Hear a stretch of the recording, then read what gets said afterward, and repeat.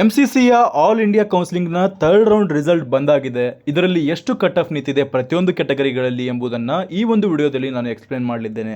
ಮೊದಲಿಗೆ unreserved category, general ಕ್ಯಾಟಗರಿಯಲ್ಲಿ ಎಷ್ಟು cut off ನಿಂತ್ಕೊಂಡಿದೆ ಅನ್ನೋದನ್ನು ನೋಡೋಣ. ನನಗೊಂದು ಬಾರಿ ಅನ್ನಿಸ್ತದೆ, ಆಲ್ ಇಂಡಿಯಾ ಕೌನ್ಸಿಲಿಂಗಲ್ಲಿ ಪಾರ್ಟಿಸಿಪೇಟ್ ಮಾಡೋದೇ ವ್ಯರ್ಥ ಈ ಗೌರ್ಮೆಂಟ್ ಸೀಟ್ಗಳಿಗೆ. ಎಕ್ಸಾಂಪಲ್ ಆಗಿ ನಮ್ಮ ಕರ್ನಾಟಕದಲ್ಲಿ 77,000 80,000ದವರೆಗೆ ಸೀಟ್ ಸಿಗ್ತದೆ. ಆದರೆ MCCಯಲ್ಲಿ 25,000 ಇದ್ದರೂ ಕೂಡ ಸೀಟ್ ಸಿಗದೇ ಇರುವಂತಹ ಪರಿಸ್ಥಿತಿ ಇರ್ತದೆ. ಈ ವರ್ಷದ ಮೊದಲನೇ ರೌಂಡಲ್ಲಿ 21,000ಕ್ಕೆ ಕಟ್ ಆಫ್ ನಿಂತಿದ್ದು, ಎರಡನೇ ರೌಂಡಿಗೆ 24,000 ಆಯಿತು, ಮೂರನೇ ರೌಂಡಿಗೆ 26,000ದವರೆಗೆ ಕಟ್ ಆಫ್ ನಿಂತುಕೊಂಡಿದೆ. ಬಹಳಷ್ಟು ಹೈ ಲೆವೆಲಲ್ಲಿ ಅನ್ರಿಸರ್ವ್ಡ್ ಅಥವಾ ಜನರಲ್ ಕ್ಯಾಟಗರಿಯಲ್ಲಿ ಕಟ್ ಆಫ್ ನಿಂತುಕೊಳ್ಳುತ್ತೆ. ಪ್ರತಿ ವರ್ಷವೂ ಕೂಡ ಇದೇ ಒಂದು ಟ್ರೆಂಡನ್ನು ಫಾಲೋ ಮಾಡುತ್ತೆ. ನೆಕ್ಸ್ಟ್ ಇಯರ್ ಕೂಡ ಸೀಟ್ಗಳ ಸಂಖ್ಯೆ ಜಾಸ್ತಿ ಆದರೂ ಕೂಡ 27,000-28,000ದವರೆಗೆ ರೀಚ್ ಆಗಬಹುದು. ಹಾಗೆ ಈಗ EWS ಕ್ಯಾಟಗರಿನ ನೋಡ್ಕೊಂಡು ಹೋಗೋಣ. ಇದರಲ್ಲಿ ಕೂಡ ಆಲ್ಮೋಸ್ಟ್ ಆಗಿ ಜನರಲ್ಗೆ ಅಷ್ಟೊಂದು ವೇರುಪೇರಾಗಿರೋದಿಲ್ಲ, ಬರೀ ಒಂದು 4,000 ಡಿಫ್ರೆನ್ಸ್ ಇದೆ ಅಷ್ಟೇ.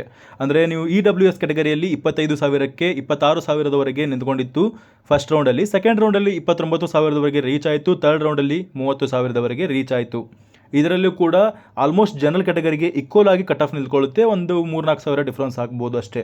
ಮೂರನೇದು OBC ಕ್ಯಾಟಗರಿ. OBC ಕ್ಯಾಟಗರಿಯಲ್ಲಿ ಗಮನಿಸಿ, ರೌಂಡ್ 1ಅಲ್ಲಿ 21,000, ರೌಂಡ್ 2 ಅಲ್ಲಿ 25,000, ರೌಂಡ್ 3 ಅಲ್ಲಿ 26,000ದವರೆಗೆ ಕಟ್ ಆಫ್ ನಿಂತ್ಕೊಂಡಿದೆ.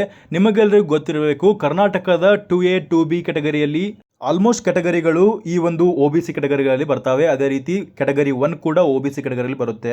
ಬಹಳಷ್ಟು ಜನರು ತಪ್ಪಾಗಿ ತಿಳ್ಕೊಳ್ತಾರೆ, 3A 3B ಕ್ಯಾಟಗರಿಗಳು ಕೂಡ ಆಲ್ಮೋಸ್ಟ್ ಕ್ಯಾಟಗರಿಗಳು ಕೂಡ OBCಯಲ್ಲಿ ಬರ್ತವೆ ಅಂತ ಅನ್ಕೊಳ್ತಾರೆ. ಆದರೆ ಕೆಲವೊಂದನ್ನು ಹೊರತುಪಡಿಸಿದರೆ ಮಾತ್ರ ಉಳಿದ ಎಲ್ಲ ಕ್ಯಾಟಗರಿಗಳು ಜನರಲ್ ಕ್ಯಾಟಗರಿಯಲ್ಲೇ ಬರೋದ್ರಿಂದ 2A 2B ಅವರು ಆಲ್ಮೋಸ್ಟ್ ಆಗಿ ಜನರಲಲ್ಲಿ ಬರ್ತಾರೆ. ನೀವು ಅದಕ್ಕಾಗಿ ಏನು ಮಾಡಬೇಕಂದ್ರೆ, ಸೆಂಟ್ರಲ್ OBC ಲಿಸ್ಟಲ್ಲಿ ನಿಮ್ಮ ಒಂದು ಕ್ಯಾಟಗರಿ ಬರುತ್ತಾ ಅಥವಾ ಬರಲ್ವಾ ಅನ್ನೋದನ್ನು ನೀವು ಖಚಿತಪಡಿಸ್ಕೊಳ್ಬೇಕಾಗುತ್ತೆ.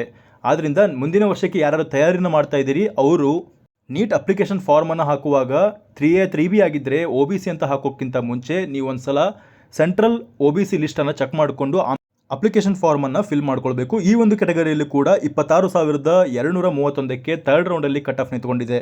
ಮುಂದಿನದು SC ಕ್ಯಾಟಗರಿಯಲ್ಲಿ 1,36,392ಕ್ಕೆ ಕಟ್ ಆಫ್ ನಿಂತ್ಕೊಂಡಿದೆ. ನಮ್ಮ ಕರ್ನಾಟಕದಲ್ಲಿ 2,30,000 ತನಕ ಹೋಗುತ್ತೆ. ಬಟ್ ಆಲ್ ಇಂಡಿಯಾ ಕೌನ್ಸಿಲಿಂಗಲ್ಲಿ 1,00,000ವರೆಗೆ ಡಿಫ್ರೆನ್ಸ್ ಇದೆ ನೋಡಿ.